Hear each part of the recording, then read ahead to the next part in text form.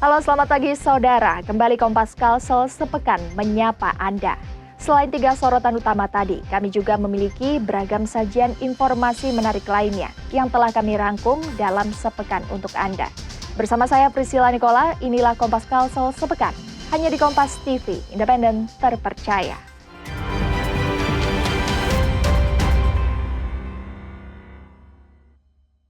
Mengawali berita Kompas Kalsel sepekan pagi ini, saudara. 163 jemaah haji tiba di tanah air Kamis malam.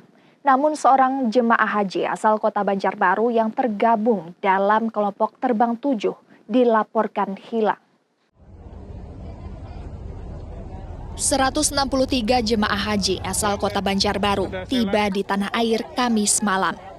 Namun satu orang masih dalam proses pencarian, yaitu Hasbullah, seorang jemaah haji 72 tahun dilaporkan hilang sejak 15 Juni pukul 3 pagi waktu Arab Saudi.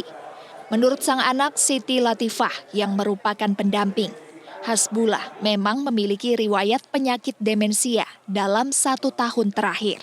Pada saat jam 3-an Mbak, soalnya kan pada tidur semua, jadinya itu keluar kamar sendiri kan bisa buka pintu itu.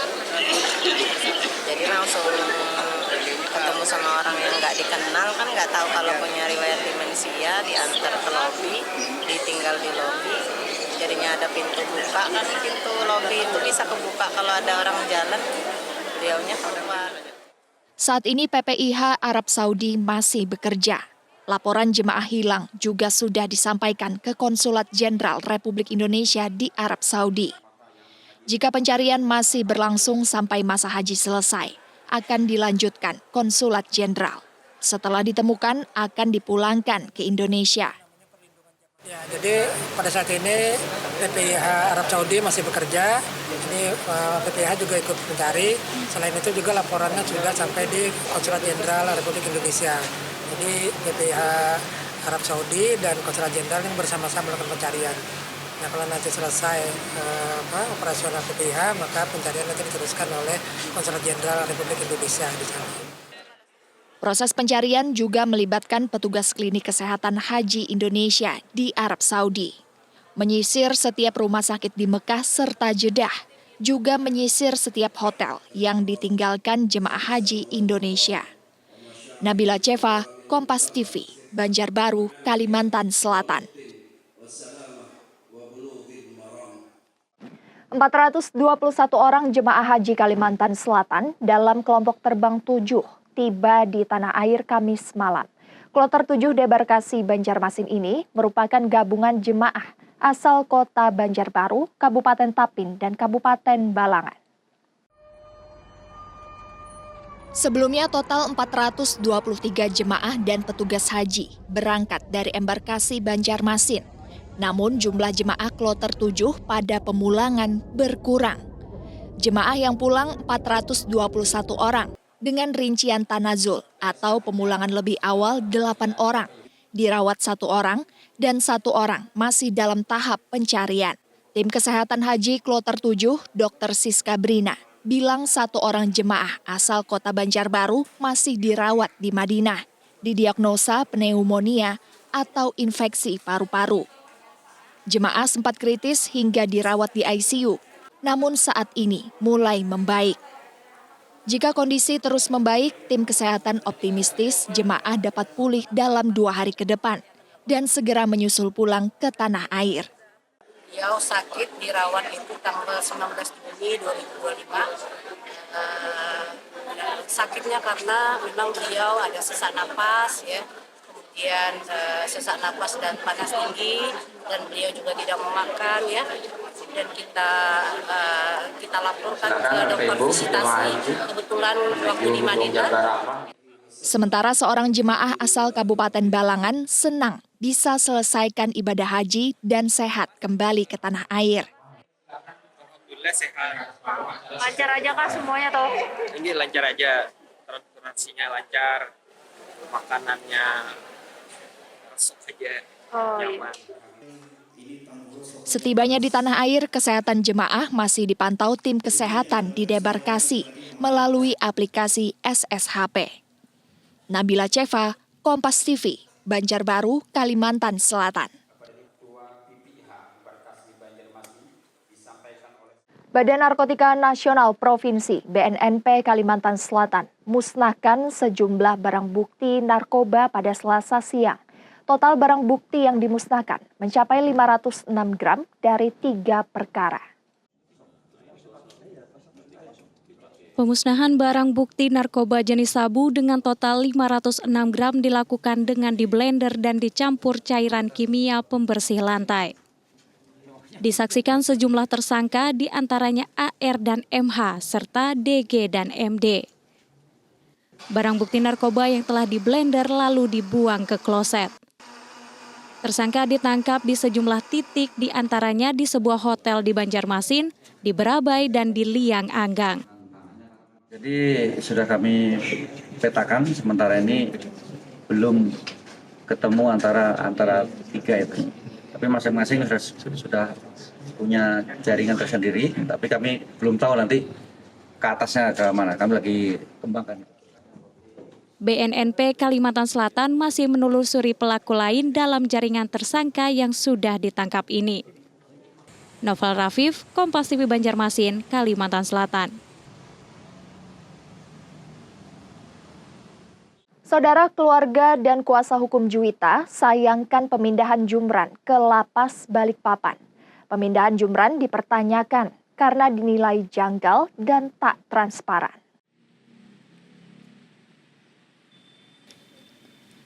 Keluarga Juwita menyayangkan pemindahan Jumran ke Lapas Balikpapan. Pihaknya bilang tidak ada konferensi pers atau alasan konkret atas pemindahan tersebut. Padahal tempat kejadian perkara berlangsung di Banjarbaru. Pemindahan Jumran ke Balikpapan disebut persulit keluarga korban mengawasi. Keluarga Juwita akan menyampaikan aduan kasus ini ke Komisi 3 DPR RI. Harapan kami ke depan tetap kami kawal berkaitan dengan Jumran ini, tapi setidaknya memang tetap untuk adanya perlindungan dan keadilan bagi keluarga itu jelas, agar benar-benar proses ini juga tidak menjadikan hal yang sifatnya berbagai macam spekulasi terhadap narapidana, di mana posisinya dan keadaan seperti apa. Keluarga Juwita masih belum menerima penjelasan secara rinci terkait pemindahan Jumran ke Lapas Balikpapan. Novel Rafif, Kompas TV Banjarmasin, Kalimantan Selatan. Sesaat lagi kami akan kembali dengan informasi lain. Di antaranya jumlah anak tidak sekolah tertinggi di Kalimantan Selatan. Selengkapnya usai jeda berikut.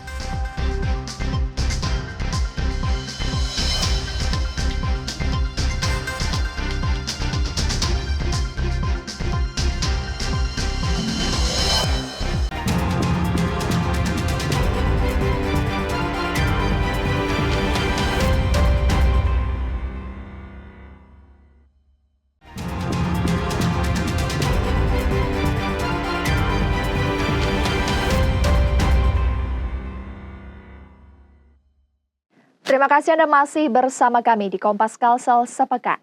Dilantik Gubernur Kalimantan Selatan Muhyiddin Lisawartono resmi jabat wali kota dan wakil wali kota Banjarbaru 2025-2030. Sabtu siang, Gubernur Kalimantan Selatan Muhyiddin lantik wali kota dan wakil wali kota Banjarbaru Lisawartono. Erna Lisa Halabi tercatat sebagai perempuan pertama yang memimpin pemerintahan di Banjarbaru. Dalam sambutannya, Muhyiddin berpesan agar kepemimpinan yang baru ini bisa menghadirkan tata kelola pemerintah yang profesional dan selalu berpihak kepada masyarakat. Apalagi sebagai ibu kota provinsi, Banjarbaru terus tumbuh menjadi wajah baru bagi Kalimantan Selatan, menjadi pusat pemerintahan serta pusat ekonomi dan budaya. Banjarbaru menjadi pusat perhatian pemerintahan sekaligus pusat pertumbuhan ekonomi dan pendidikan dan budaya. Oleh sebab itu, masyarakat Banjarbaru menaruh harapan besar kepada pemerintah kota agar dapat menghadirkan tata kelola pemerintahan dan pelayanan publik yang proporsional dan memihak kepada masyarakat. Setelah dilantik, Lisa Halabi langsung berpamitan untuk mengikuti retret kepala daerah selama 5 hari. Prioritas pertama adalah ulun langsung mau turun ke di mana normalisasi sungai-sungai yang ada di Banjarbaru kita akan bekerjasama dengan dinas, LH dan instansi terkaitnya, SKPD terkait untuk kita pengerukan sungai-sungai yang selama ini sudah banyak mengendap, mungkin ada sampah segala macam. Setelah retret, Lisa mengatakan akan melakukan percepatan 100 hari kerja. Fokus utamanya ialah normalisasi sungai dan pembenahan utilitas kabel listrik juga kabel telepon di jalan. Nabila Seva, Kompas TV Banjarbaru, Kalimantan Selatan. Kuasa hukum Ketua Lembaga Pemantau Republik Indonesia atau LPRI Kalimantan Selatan, Syarifah Hayana, ajukan banding.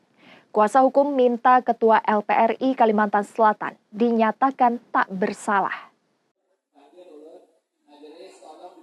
Pasca putusan bersalah Pengadilan Negeri Banjarbaru kepada Syarifah Hayana dalam kasus pelanggaran tindak pidana pilkada, Ketua LPRI tersebut dijatuhi pidana percobaan selama 2 tahun. Tim hukum Hanyar selaku kuasa hukum Syarifah ajukan banding ke Pengadilan Tinggi Banjarmasin 20 Juni lalu. Memori banding berisi permohonan agar Majelis Hakim Pengadilan Tinggi Banjarmasin menyatakan Ketua LPRI dinyatakan tidak bersalah. Tim kuasa hukum klaim tidak ada pelanggaran hukum dilakukan Syarifah. Rilis LPRI Kalsel di media massa pada PSU Banjarbaru disebut bagian dari pemantauan. Kami ulang lagi bahwa ini perkara yang sifatnya satu-satunya di Indonesia. Kalau ini dipidanakan, maka menjadi presiden buruk kita terhadap demokrasi yang ada di Indonesia. Jadi mutlak bahwa kami minta bebas kepada Bunda Syarifah dalam hal itu, dan semua dari memori banding jaksa penuntut umum dan tuntutannya untuk ditolak. Hakim nantinya akan secara bijak memutuskan dengan seadil-adilnya. Saya mohon keadilan. Karena pilkada sendiri kan sudah selesai ini, dan wali kota juga sudah dilantik dan sudah mulai bekerja, tapi perkara ini masih ada. Pihaknya juga berharap tahapan pilkada di Banjarbaru telah selesai, maka kasus ini juga segera berakhir. Nabila Seva, Kompas TV, Banjarbaru, Kalimantan Selatan. Saudara, Kabupaten Banjar menjadi daerah dengan angka anak tidak sekolah atau ATS tertinggi di Kalimantan Selatan. Kecamatan Martapura bahkan jadi sorotan karena jumlah ATS jauh lebih tinggi dibanding wilayah lain.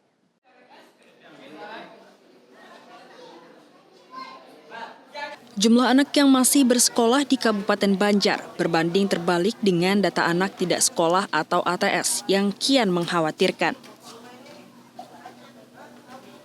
Tercatat 12.752 anak usia 7 hingga 18 tahun tidak bersekolah di Kabupaten Banjar. Jumlah terbesar berasal dari Kecamatan Martapura dengan 3.969 anak. 4 kali lebih banyak dari Kecamatan Sungai Tabuk di urutan kedua dengan 910 anak. Sekretaris Daerah Kabupaten Banjar, Muhammad Hilman bilang, banyak anak tidak bersekolah akibat faktor ekonomi, motivasi rendah, serta pandangan sosial masyarakat. Selain itu, sebagian orang tua lebih mengutamakan pendidikan agama non-formal daripada sekolah umum. Yang penting di kita itu bisa mengaji, paham tentang agama, itu yang diutamakan orang tua. Karena kesadaran mereka bahwa ijazah itu penting untuk apa? Iya. Nah, di situ yang menjadi catatan tersendiri.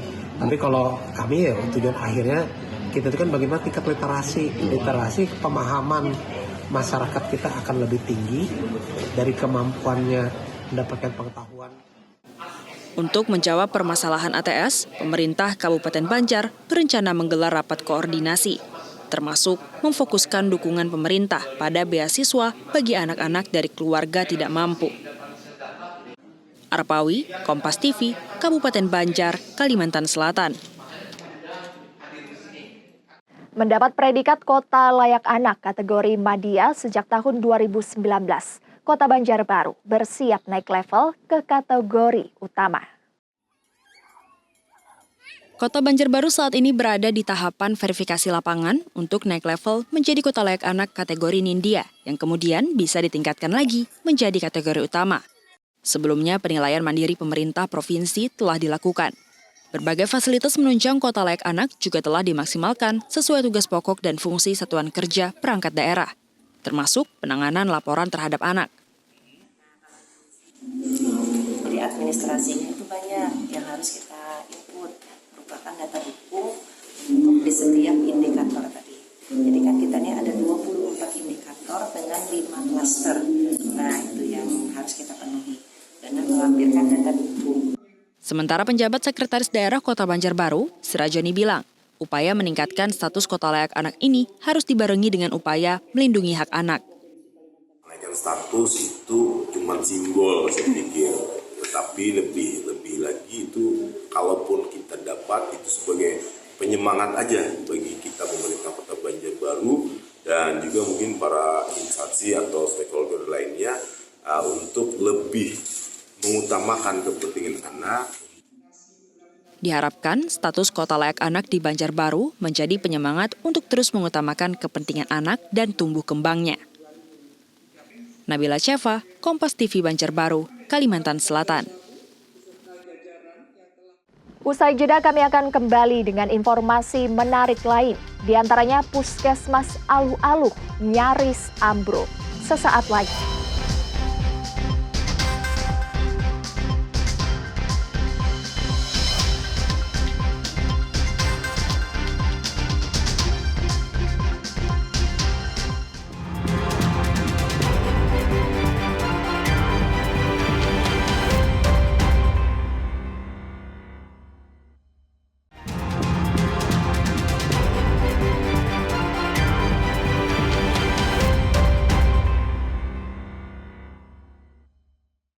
Bangunan Puskesmas Aluh-Aluh, Kabupaten Banjar, nyaris ambruk. Sejumlah ruangan dilaporkan retak dan miring. Seorang pasien yang dirawat terpaksa dipulangkan ke rumah. Ruang poli, TB hingga ruang isolasi di Puskesmas Aluh-Aluh, Kabupaten Banjar nyaris ambruk. Tak hanya miring dan retak, lantai ruangan tersebut bergelombang serta plafon runtuh. Peristiwa ini baru terjadi Selasa dini hari. Seorang pasien yang sedang dirawat di ruang isolasi terpaksa harus dipulangkan untuk menjalani rawat jalan. Miringnya bangunan diakui petugas puskesmas sudah terjadi lebih dari 2 tahun. Akibat kejadian ini, ruang isolasi yang dijadikan sebagai rawat inap ditiadakan. Yang asal mulanya, kata teman-teman yang jaga rawat inap itu, pelapon jatuh, lalu ada bunyi kretek-kretek. Akhirnya keluarga pasien dan pasien mendengar melaporkan ke perawat jaga. Jadi dipindahkanlah, diamankanlah ke IGD, ke bagian depan, agar aman.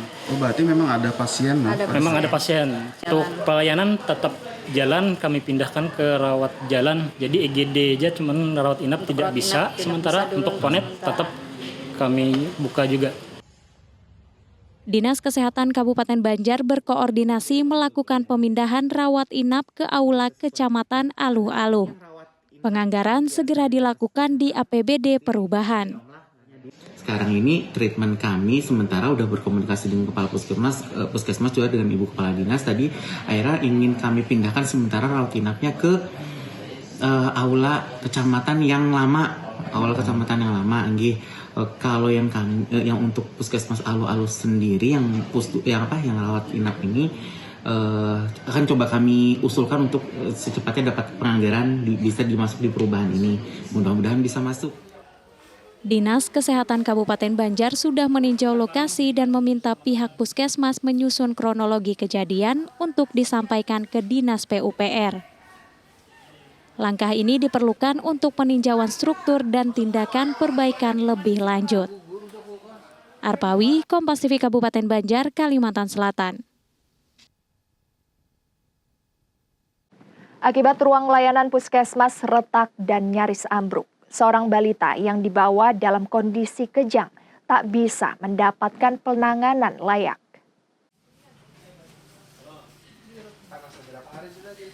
Seorang balita laki-laki yang sedang kejang dibawa keluarganya ke Puskesmas Aluh-Aluh, Kabupaten Banjar. Bangunan puskesmas yang rusak dan tidak layak digunakan membuat pelayanan terbatas. Balita itu hanya diletakkan di atas ranjang di loket depan, diberi obat penenang dan kompres penurun panas. Keluarga menangis tak mampu membawa ke rumah sakit akibat keterbatasan biaya dan tak memiliki jaminan kesehatan. Komisi 4 DPRD Banjar yang bertepatan pantau puskesmas meminta tenaga medis memasang infus dan mempercepat proses rujukan, termasuk menanggung biaya perawatan. Mudah-mudahan ke depan tidak ada lagi hal-hal seperti ini. Nah, hari ini mungkin ada kejadian yang kurang tidak terduga karena pasien itu harusnya step di rawat inap, tapi rawat inap kami kan ambil. Nah, mudah-mudahan nanti secepatnya bisa kita selesaikan masalah ambilnya ini. Apalagi kondisinya kejang-kejang tadi, Pak. Iya. Pak, artinya melihat kejadian ini rumah sakitnya sangat urgent ya, Pak, dibutuhkan masyarakat. Harus ada di Aluh-Aluh. Harus ada, karena Aluh-Aluh ini 19 desa, yang desa itu sangat jauh jaraknya. Sebisa mungkin kami lakukan di tempat layanan kami. Sementara di ruang depan. Berarti setiap hari ada aja pasiennya Pak di sini? Hari ada pasien untuk rawat inap, kadang bisa 10 bed bisa penuh. 10 bed satu hari ya? Iya, karena kan di sini satu-satunya untuk layanan kan akses sangat jauh dari rumah sakit. Kapasitasnya berapa maksimal? 10 bed. Setelah menunggu cukup lama karena terbatasnya ambulans dan petugas, balita tersebut dirujuk ke RSUD Ratu Zaleha Martapura.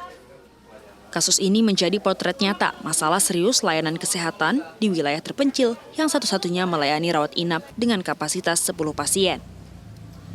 Arpawi, Kompas TV, Kabupaten Banjar, Kalimantan Selatan. Wakil Ketua DPRD Kabupaten Banjar bersama Komisi 3 dan 4 melakukan inspeksi mendadak ke Puskesmas Aluh-Aluh yang mengalami kerusakan parah. Kondisi bangunan yang miring, retak, dan hampir ambruk dinilai sudah tak layak untuk pelayanan kesehatan publik. Inilah kondisi terkini ruang Poli TB, gudang dan ruang isolasi di Puskesmas Aluh-Aluh Kabupaten Banjar yang ditinjau anggota DPRD Kabupaten Banjar. Bangunan miring, lantai bergelombang, dinding dipenuhi retakan, dan sejumlah plafon runtuh. Kondisi ini membuat layanan rawat inap ditutup sementara. DPRD juga tinjau aula Kecamatan Aluh-Aluh yang lama. Diusulkan Dinas Kesehatan sebagai ruang rawat inap sementara. Namun kondisi aula yang rendah, kotor, dan rawan tergenang air pasang dinilai tidak layak untuk pelayanan kesehatan. Kalau aula itu kan masih terendam kalau air pasang, sehingga tidak layak, malah bukan tambah sehat, malah tambah sakit. Tidak karena tidak layak. Yang jelas kami selaku wakil rakyat yang memang terkait dengan anggaran, kami akan memperjuangkan bahwa karena memang ini fakta di lapangan setelah kita lakukan audiens ke lapangan, ternyata yang kita dapatkan memang ya sangat memprihatinkan. DPRD mendorong agar aula kecamatan yang baru digunakan sebagai alternatif pelayanan rawat inap. Puskesmas Aluh-Aluh akui, aula kecamatan yang baru memang lebih aman digunakan, namun belum dilengkapi fasilitas WC. Kendalanya kan di sini lantainya rendah dan kena banjirop, jadi melihat sendiri kan tadi tuh becek aja kotor itu karena banjirop. Kan air dalam kosong naik. Jadi lebih utamakan ke arah sana Pak kemungkinan, cuman harus tetap ada WC Pak sebagai penunjang pelayanan. Layanan rawat inap masih diupayakan dengan kapasitas terbatas, sampai tempat yang lebih layak siap digunakan. Arpawi, Kompas TV, Kabupaten Banjar, Kalimantan Selatan. Puncak musim kemarau di Kalimantan Selatan diprediksi mundur dari perkiraan awal Badan Meteorologi, Klimatologi, dan Geofisika atau BMKG. Sebelumnya BMKG memprediksi musim kemarau secara umum dimulai pada bulan Juni. Melihat situasi di Kalimantan Selatan, khususnya di Kota Banjarbaru, Banjarmasin dan sekitarnya, kondisi curah hujan dinilai masih tinggi. Stasiun Klimatologi Kalimantan Selatan menganalisis musim kemarau mundur dari normalnya. Kemarau di wilayah Kalimantan Selatan tahun ini bisa dikatakan lebih pendek. Puncak musim kemarau juga diprediksi mundur dari menjadi akhir Agustus hingga pekan awal September.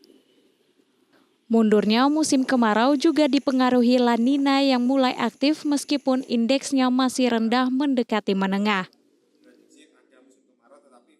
Nah, jadi kenapa mundur itu tadi karena curah hujan di bulan April Mei tinggi, seharusnya itu rendah karena itu masa peralihan. Makanya ketika April Mei udah tinggi, Juninya masih berlanjut. Di samping itu juga karena adanya La Nina ya, La Ninanya mulai aktif. BMKG juga menjelaskan sejumlah wilayah di Kalimantan Selatan masih harus mewaspadai curah hujan tinggi dengan potensi bencana banjir, angin puting beliung, dan longsor dalam 2 bulan ke depan. Yakni di wilayah Kalimantan Selatan bagian timur seperti Kabupaten Tanah Laut dan Kota Baru. Nabila Seva, Kompas TV Banjarbaru, Kalimantan Selatan. Informasi menarik lainnya akan hadir, Saudara. Di antaranya Kabupaten Banjar, juara umum MTQ ke-36 tingkat provinsi. Selengkapnya sesaat lagi.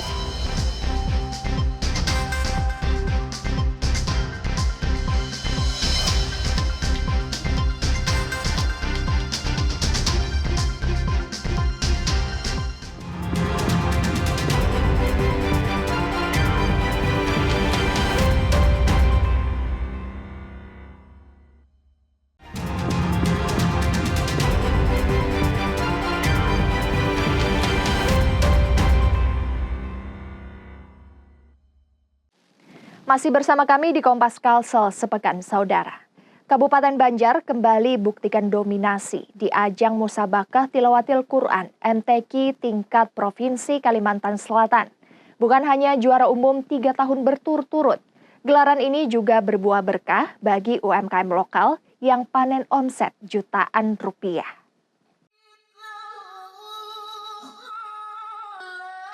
Musabakah Tilawatil Quran MTQ ke-36 tingkat Provinsi Kalimantan Selatan tak hanya menyuguhkan kompetisi Qori dan Qoriah. 25 UMKM juga menghidupkan gelaran di ruang terbuka hijau Ratu Zaleha, Martapura, Kabupaten Banjar. Dari kain sasirangan, olahan kuliner khas, hingga kerajinan tangan unik. Produk lokal ramai diburu ribuan pengunjung yang hadir dari berbagai penjuru daerah. Selama sepekan pelaksanaan, rata-rata stan UMKM berhasil mendulang omset hingga 10 juta rupiah. Angka ini lebih tinggi dari harian biasa, yang biasanya tak mencapai setengahnya. Dari awal kami buka ya hari Sabtu sampai hari ini, total penjualan kami yang kami dapatkan itu adalah 10 juta. Nah, itu pembelinya dari masyarakat setempat dan juga dari orang-orang yang dari luar kota. Memang mereka yang datang ke sini karena mau mengikuti atau menghadiri acara MTQ di alun-alun. Peningkatan omset ini tak lepas dari peran Dekranasda Kabupaten Banjar yang aktif memantau stand UMKM. Selama sepekan pelaksanaan, omset puluhan UMKM mampu meraup pendapatan mencapai 250 juta rupiah dengan rata-rata penjualan 10 juta rupiah dalam setiap stand. Angka yang dianggap penting di tengah pemulihan ekonomi dan promosi produk lokal di tingkat provinsi.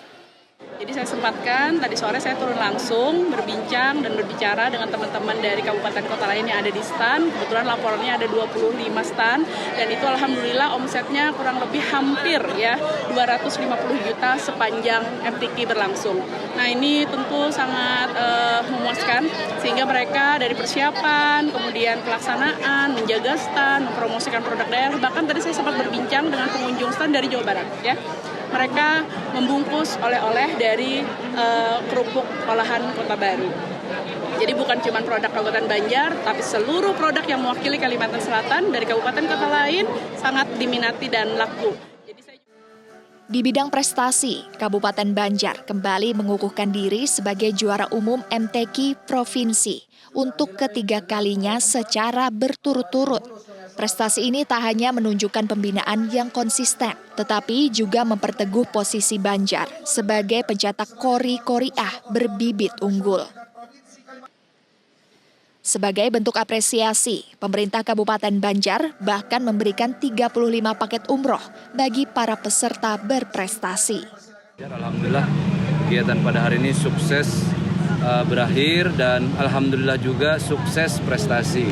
Yang ketiga kalinya LPTK Kabupaten Banjar, pemerintah Kabupaten Banjar mendapatkan juara umum. Mudah-mudahan ini menjadi motivasi pada generasi penerus untuk masyarakat Kabupaten Banjar untuk terus bisa mencintai Al-Quran dan juga mengamalkannya.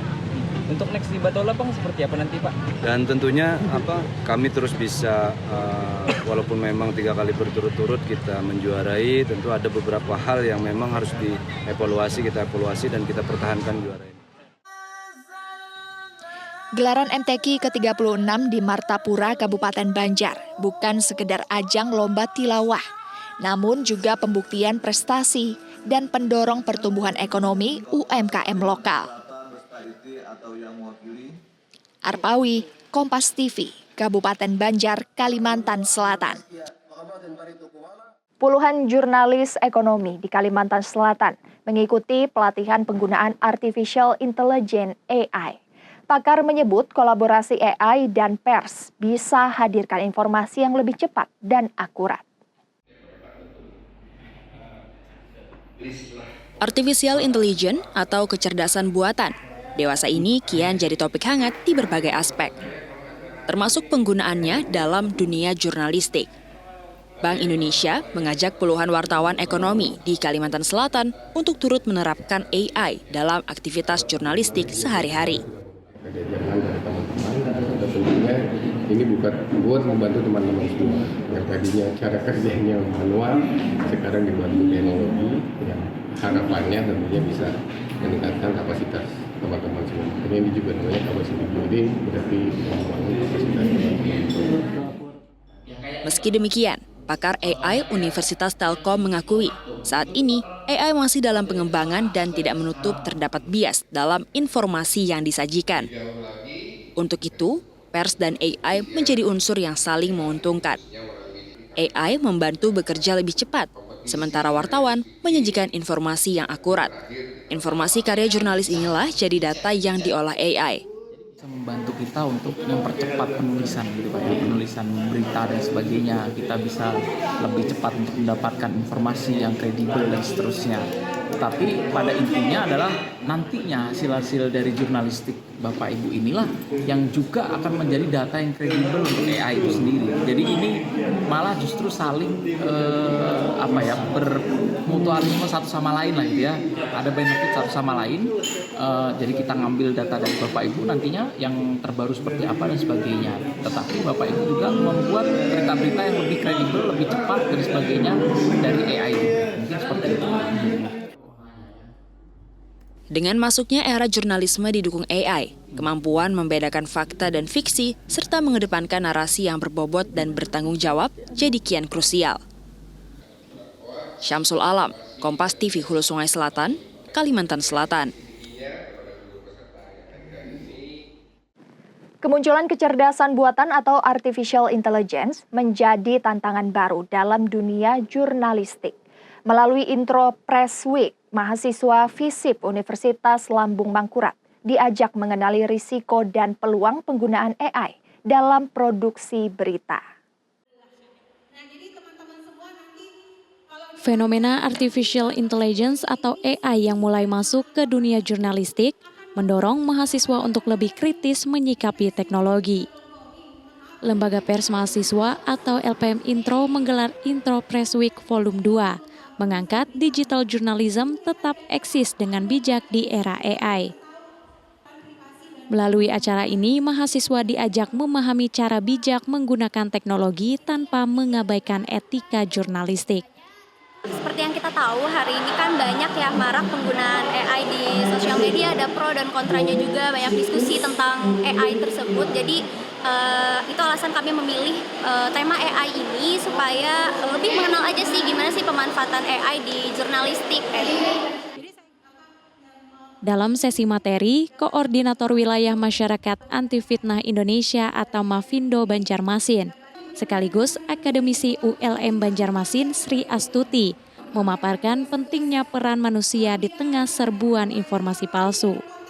Jadi saya kira AI tidak cuma menjadi bukan sebagai ancaman menurut saya, tapi bagaimana kita bisa mensinergikan teknologi dalam hal ini adalah AI itu dengan bagaimana hal ini bisa memudahkan beberapa pekerjaan dari manusia itu sendiri. Tapi tentu saja semuanya kiatnya itu adalah pada kendali posisi manusia yang memiliki peran lebih besar. Menurutnya, AI memang mempermudah pencarian data. Tapi verifikasi fakta dan pemahaman konteks tetap harus dipegang manusia, agar tidak memproduksi berita bohong yang membuat kegaduhan di masyarakat. Melalui acara ini, LPM Intro mendorong calon jurnalis muda untuk menguasai teknologi tanpa meninggalkan nilai-nilai dasar jurnalistik, seperti akurasi, integritas, dan tanggung jawab sosial di tengah jurnalisme digital yang semakin dinamis. Arpawi, Kompas TV Banjarmasin, Kalimantan Selatan. Informasi menarik usai jeda, Saudara. River Tubing Lok Sado, petualangan seru di Sungai Amandit. Selengkapnya tetap di Kompas Kalso sepekan.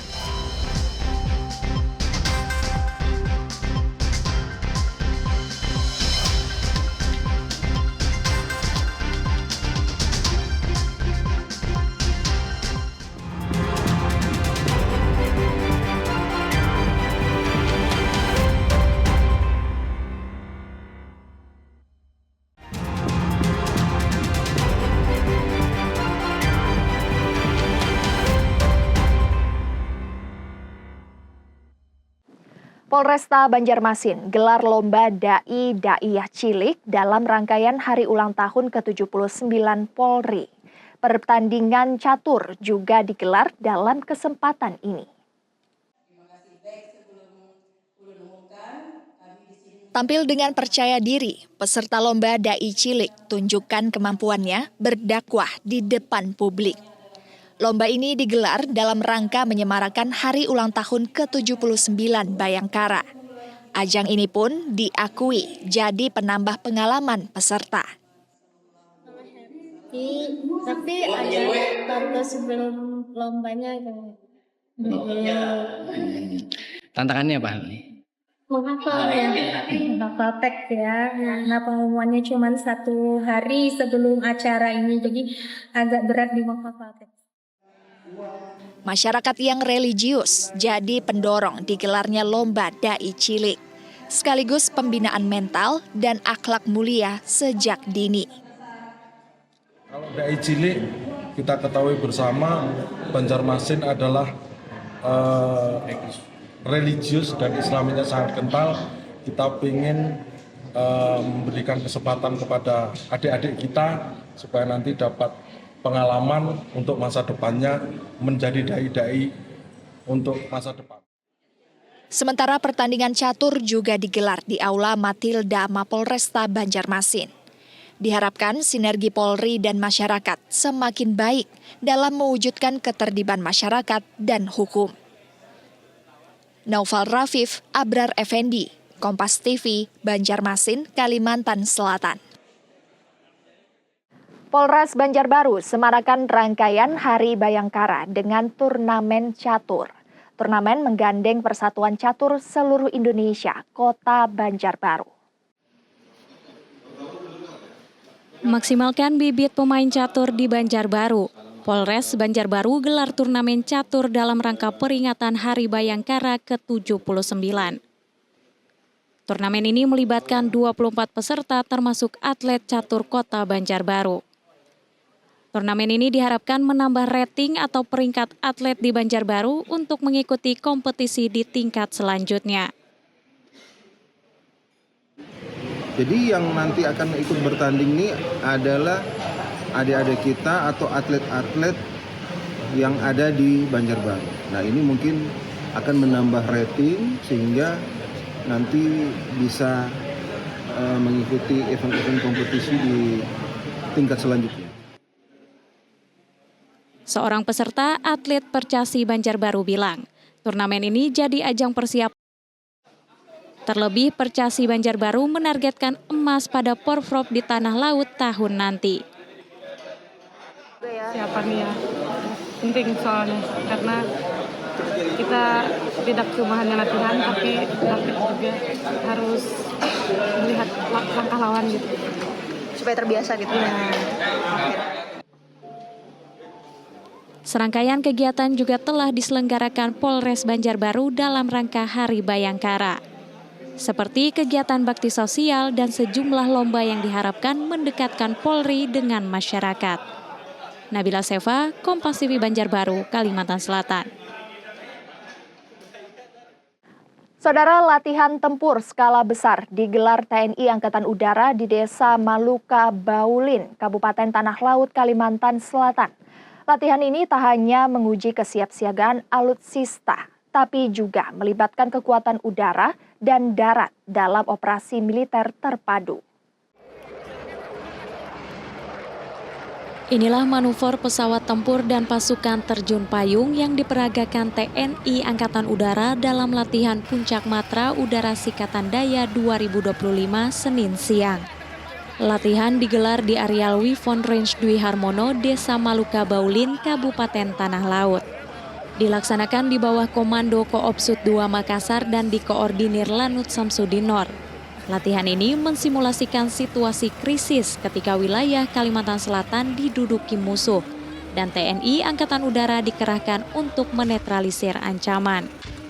Kepala Staf Angkatan Udara Marsikal TNI Muhammad Tony Harjono turut menyaksikan langsung latihan bersama Gubernur Kalimantan Selatan dan pejabat tinggi TNI Angkatan Udara. Kasau bilang latihan ini adalah bagian dari latihan bertahap, bertingkat, dan berlanjut yang melibatkan pesawat tempur, pesawat angkut, hingga pasukan Kopasgat. Latihan ini adalah latihan bertahap, bertingkat, dan berlanjut yang dilaksanakan oleh Angkatan Udara dari mulai latihan perorangan, latihan satuan, dan sekarang latihan antar satuan. Tentunya kita ingin melihat kesiapsiagaan operasional dari satuan-satuan di bawah Korps Udara 2. Selain latihan militer, Kasau juga meninjau panen raya jagung di lahan pertanian milik TNI Angkatan Udara seluas 98 hektar. Sebanyak 59 hektar diantaranya ditanami jagung hibrida dengan produktivitas 6 ton per hektar. Hasil panen ini diperoleh dari pengolahan tanah Angkatan Udara yang dilaksanakan bersama masyarakat setempat untuk mendukung program ketahanan pangan. Arpawi, Kompas TV Kabupaten Tanah Laut, Kalimantan Selatan. Terima kasih Bapak Kasau. Informasi lainnya, Saudara, membelah hijaunya Pegunungan Meratus di Loksado, Hulu Sungai Selatan. Sebuah aktivitas wisata menawarkan pengalaman yang berbeda. River tubing di Sungai Amandit memadukan ketenangan alam dengan sensasi petualangan yang memacu adrenalin. Di balik rimbunnya Pegunungan Meratus, Kabupaten Hulu Sungai Selatan, tepatnya di Loksado, terdapat wisata memacu adrenalin sekaligus menenangkan, river tubing Sungai Amandit. Lupakan perahu karet, di sini sensasinya berbeda. Anda akan gunakan ban dalam besar. Biarkan arus Sungai Amandit membawa meluncur perlahan. Atau kadangkala melaju kencang melewati jeram-jeram kecil yang seru.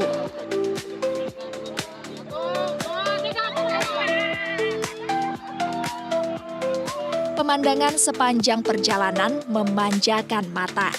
Deretan pohon rindang, gagahnya Pegunungan Meratus menjadi latar sempurna petualangan Anda.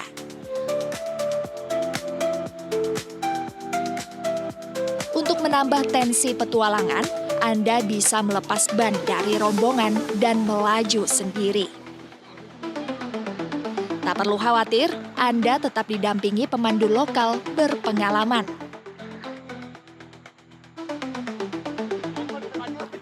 Untuk menikmati river tubing, ada beberapa paket tersedia, tergantung panjang perjalanan. Untuk rute pendek durasi sekitar 45 menit, tarifnya Rp50.000. Dan rute sedang sekitar 1 jam, Rp75.000 per orang.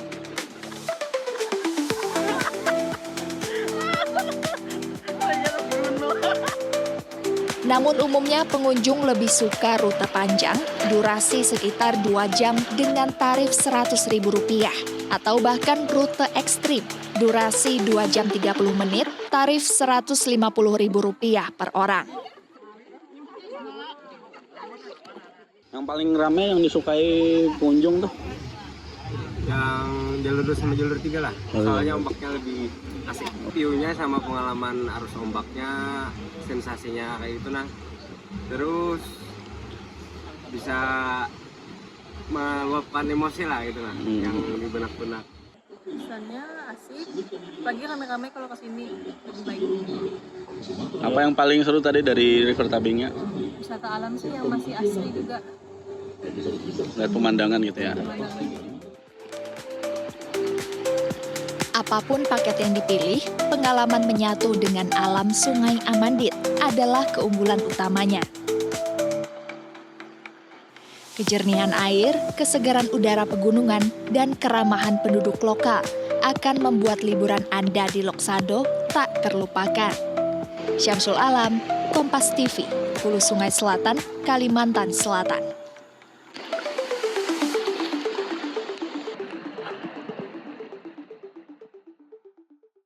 Saudara, informasi tadi sekaligus mengakhiri perjumpaan kita di Kompas Kalsel sepekan hari ini. Saya Priscilla Nikola beserta kerabat kerja yang bertugas mengucapkan terima kasih atas kebersamaan Anda. Selamat berkumpul dengan keluarga, tetap jaga kesehatan, dan sampai jumpa.